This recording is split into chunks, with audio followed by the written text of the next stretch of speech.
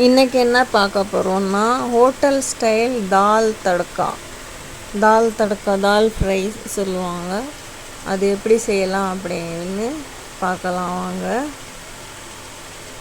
அதுக்கு நான் அரை கப்பு துவரம்பருப்பு எடுத்திருக்கேன், 1/4 கப்பு பாசிப்பருப்பு, 1/4 கப்பு மைசூர் பருப்பு.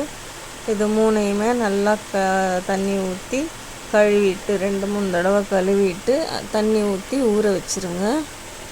ஒரு அரை மணி நேரமாவது ஊறணும், அப்போ தான் சீக்கிரமாக வேகும். இப்போ அரை மணி நேரம் ஊறிடுச்சு. நம்ம இப்போ செஞ்சிடலாம். அதுக்கு குக்கர் வச்சு எண்ணெய் ஊற்றிக்கோங்க. ஒரு 4 பச்சை மிளகாய் போட்டுக்கோங்க.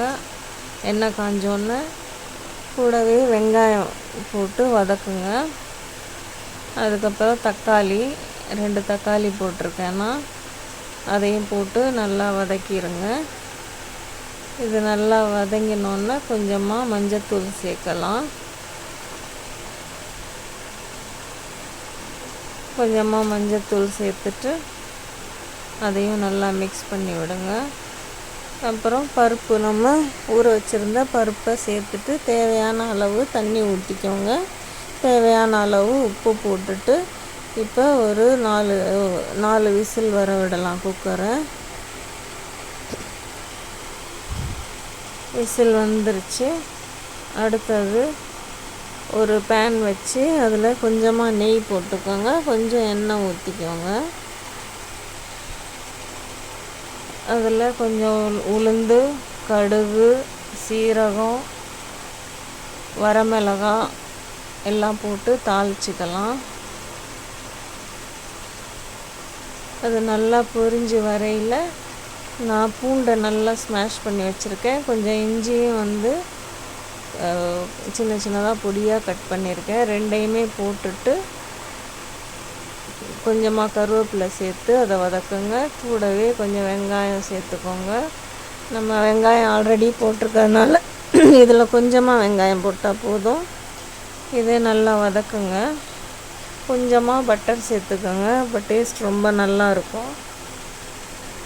சேர்த்துட்டு மிக்ஸ் பண்ணி விடுங்க. இந்த பக்கம் பருப்பு வெந்துருச்சு.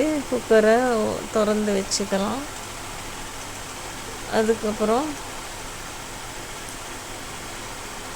நல்லா வதங்கி வரட்டும், ப்ரௌன் கலராக மாறட்டும் வெங்காயம். அந்த நேரத்தில் கொஞ்சமாக சில்லி பவுடர் சேர்த்துக்கோங்க. அப்போ கொஞ்சம் நல்லா மேலே சிகப்பு நிறத்தில் அழகாக தெரியும் பார்க்குறதுக்கு. கொஞ்சம் பெருங்காயத்தூள் சேர்த்துக்கோங்க. எல்லாம் சேர்த்து மிக்ஸ் பண்ணிவிட்டு எடுத்து பருப்பில் கொட்டிடுங்க. இப்போ இதை கொஞ்சம் ஒரு கொதி வர விடலாம். நீங்கள் நம்ம சேனல் சப்ஸ்கிரைப் பண்ணலைன்னா சப்ஸ்கிரைப் பண்ணுங்கள், லைக் பண்ணுங்கள், ஷேர் பண்ணுங்கள். ரெடி ஆயிடுச்சு. கொஞ்சமாக கொத்தமல்லி போட்டு இறக்கிடுங்க. ரெடி ஆயிடுச்சு தால் தடுக்கா.